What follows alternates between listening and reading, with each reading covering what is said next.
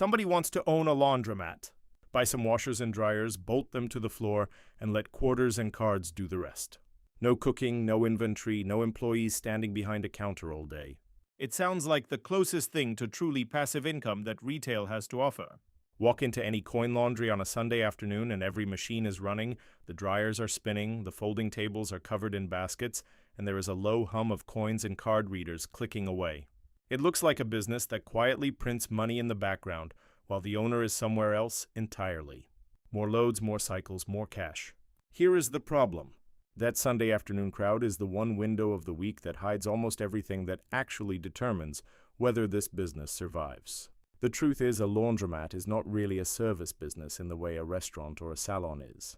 It is a capital-intensive equipment and real estate business that happens to rent access to a washing machine in 6-minute increments, and once that distinction is understood, everything about how a laundromat actually makes money and how it quietly fails to starts to make sense. Before getting into what can go wrong, it helps to understand there isn't one version of this business.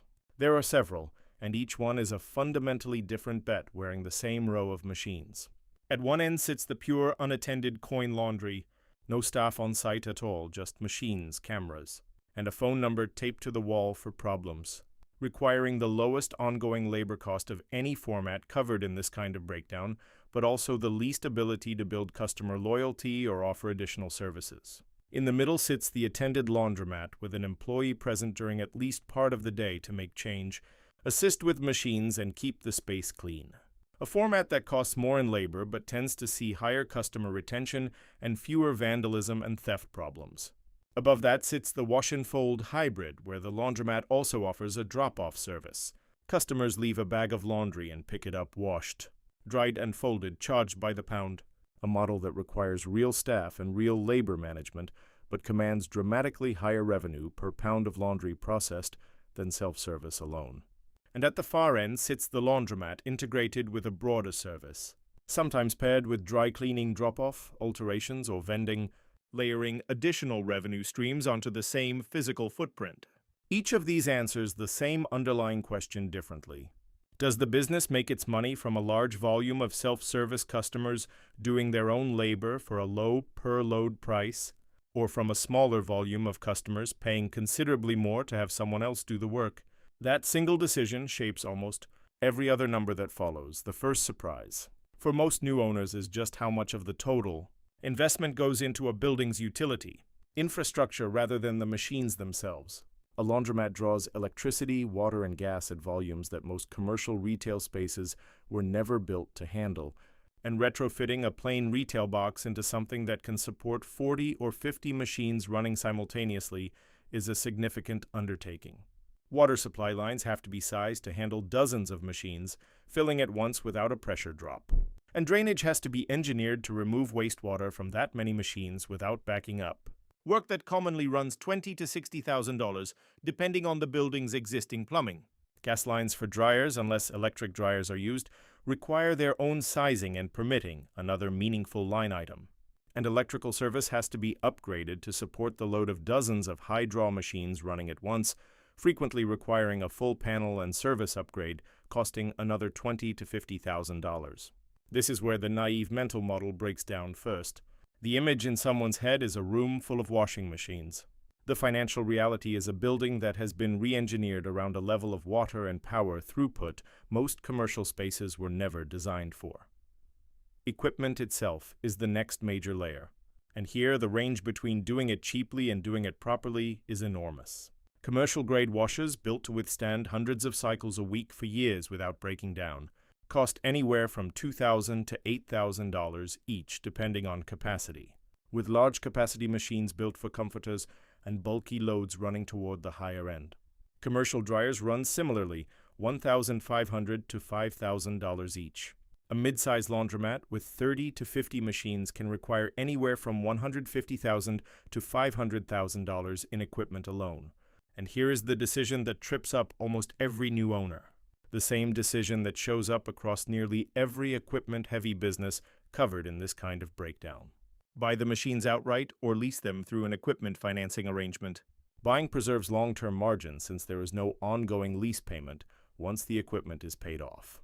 but it requires a much larger upfront capital outlay precisely when cash reserves are needed, most for the uncertain early months. Leasing keeps the initial investment lower and can make the business accessible to an owner without several $100,000 in cash, but equipment leases in this category typically carry meaningful interest costs. And unlike a gym or a restaurant where a slow month still generates some revenue to cover a lease payment, a laundromat's revenue is entirely dependent on machines physically being available and functioning. So a lease payment on broken or underused equipment becomes pure loss with no offsetting benefit at all. Now, location. And this is where the laundromat business behaves differently from almost every other retail format discussed in this kind of breakdown.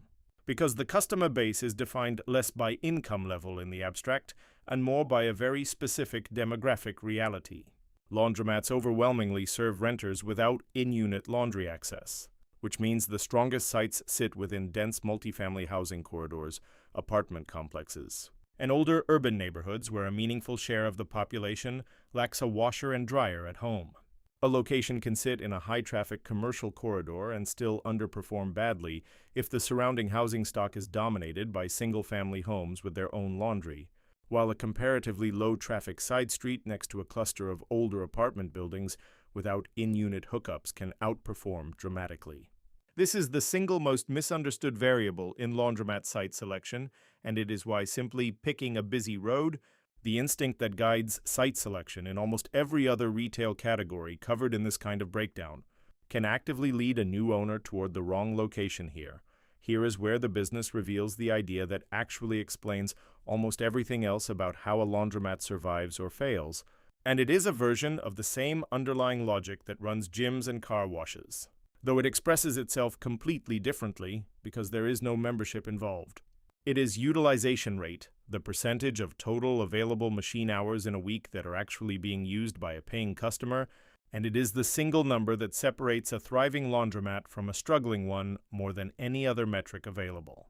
A 50-machine laundromat has a fixed finite amount of machine hours available every single week, and every hour a machine sits empty is revenue that can never be recovered. Unlike a retail shelf that can simply be restocked and sold tomorrow. Unlike a subscription business where an inactive customer is quietly profitable because they are still paying while consuming nothing, an empty washing machine generates precisely zero revenue while still accruing its full share of rent, utilities, and equipment financing costs. This inverts the core lesson from gym memberships and car wash subscriptions almost completely. In this business, the customer who never shows up is worthless, not valuable, because there is no recurring charge sustaining the relationship in their absence. A laundromat's entire financial health depends on keeping utilization as close to capacity as possible during every hour of operation, which is why owners obsess over machine mix. Extra small machines for quick single-load washes, oversized machines for bedding and bulky items, timed carefully against the natural rhythm of when customers actually show up throughout the day and week. Labor looks almost nothing like labor in any other business format covered in this kind of breakdown, because the unattended model can theoretically run with close to zero staff on site. A pure coin-operated laundromat might employ only a part-time attendant a few hours a day for cleaning and cash collection, or in some cases no regular staff at all beyond an owner who visits periodically to service machines and empty coin boxes. This is the single biggest structural advantage this business holds over almost every other format discussed in this kind of breakdown, since payroll, the largest fixed cost in a gym, a coffee shop, or a fast food franchise, can be reduced to a genuinely small fraction of revenue here. But this advantage comes paired with a corresponding disadvantage that catches new owners off guard.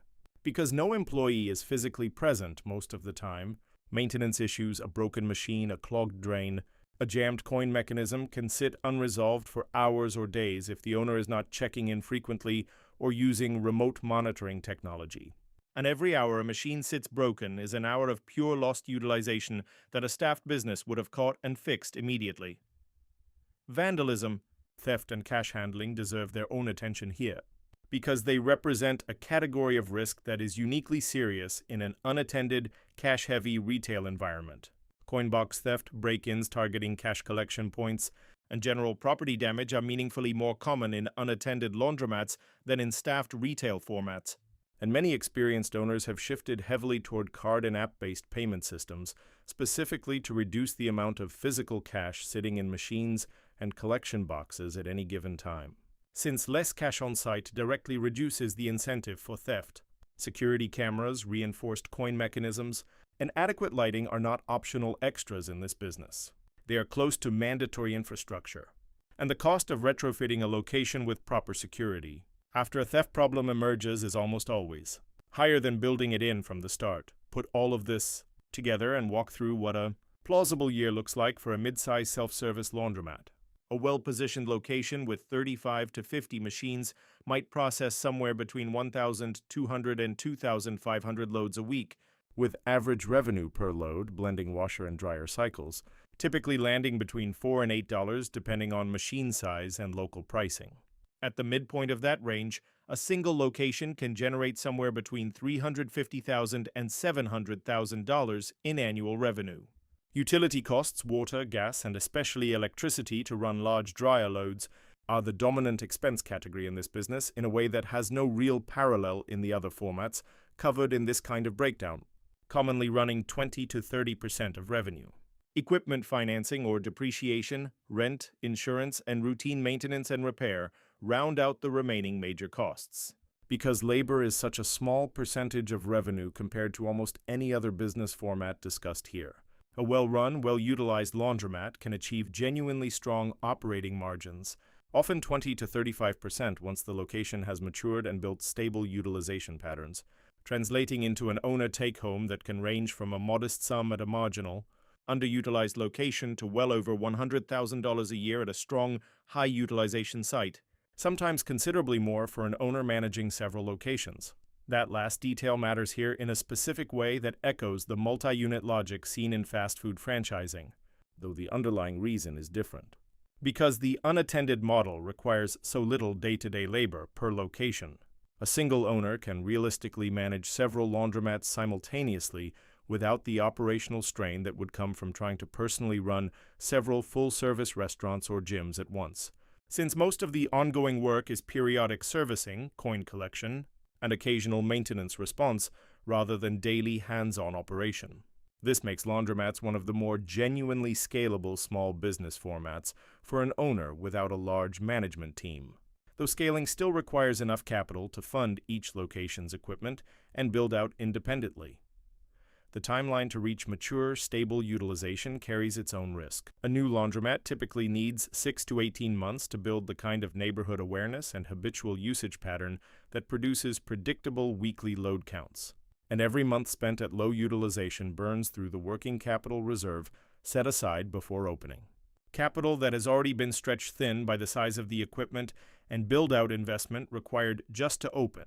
Unlike a coffee shop where a slow ramp still generates meaningful revenue from a smaller base of customers, a laundromat at low utilization can look almost identical from the outside. A clean, well-lit space with modern machines, while generating a fraction of the revenue needed to cover its fixed costs, because the revenue per hour ceiling of an underutilized machine has no substitute the way a coffee shop can compensate with a strong, loyal customer even at modest foot. Traffic.regulation adds a quieter layer of risk that surprises many first-time owners because water discharge, similar to the concern discussed in car wash breakdowns, is a genuine consideration in this business.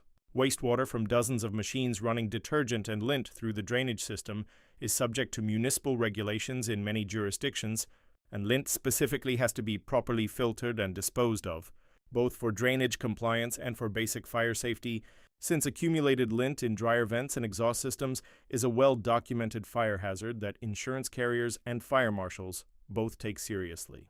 Regular vent cleaning and lint disposal protocols are not optional maintenance items in this business. They are close to mandatory risk management. And a laundromat that neglects them faces both a genuine safety risk and a potential insurance or liability problem if a fire does occur. Competition in this industry looks different than in almost any other retail category covered in this kind of breakdown, because a laundromat's most significant competitor is often not another laundromat at all. It is the slow, ongoing shift of nearby apartment buildings adding in-unit or on-site shared laundry facilities as an amenity to attract tenants. a trend that can quietly erode a laundromat's core customer base over years without a single new competing laundromat ever opening nearby. A laundromat owner who tracks only nearby coin laundry competitors while ignoring this slower structural shift in the local housing.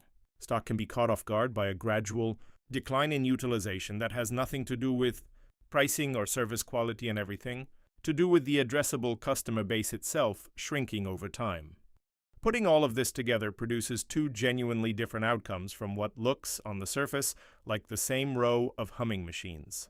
In the strong scenario, the site was chosen based on genuine renter density and a real absence of in-unit laundry access rather than simple foot traffic.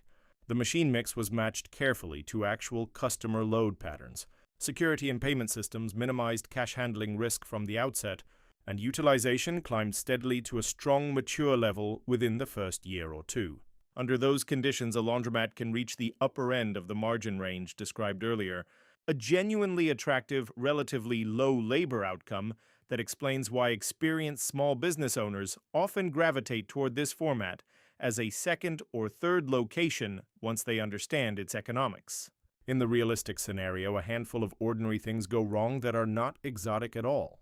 A nearby apartment complex added in-unit laundry to 100 units over 18 months, quietly pulling away a meaningful share of the customer base. Utility rates climbed faster than laundry prices could be adjusted without alienating a price-sensitive customer base. A stretch of unresolved machine breakdowns caught late because no staff was on site to notice quickly meant several machines sat idle, generating zero revenue for weeks at a time. A coin box theft required an unplanned security upgrade mid-year. Under those conditions, that same location can slide from a comfortable operating margin into a thin one, or into a loss during a slow stretch, even while the space still looks clean and well-equipped to anyone walking past. The difference between those two outcomes in a single location can be tens of thousands of dollars in a single year, and almost none of that swing shows up as one dramatic event. It shows up as a slightly lower utilization rate that nobody was tracking closely, a slightly slower response to a broken machine, and a slightly higher utility bill that never got reflected in pricing, compounding quietly week after week until the number at the bottom of the spreadsheet looks nothing like the busy Sunday afternoon crowd suggested it would. So if someone is genuinely considering opening a laundromat, the lesson underneath all of this is the same one that shows up across nearly every capital-intensive, equipment-dependent business format, just inverted from the subscription logic seen elsewhere. It was never really about how full the machines look on a Sunday afternoon or how passive the income appears from the outside. It is about whether the location, the machine mix, and the utilization rate can be kept close enough to full capacity, hour after hour, week after week, that a business built entirely on renting 6-minute increments of machine time can actually cover the enormous fixed cost of the equipment and infrastructure sitting behind it.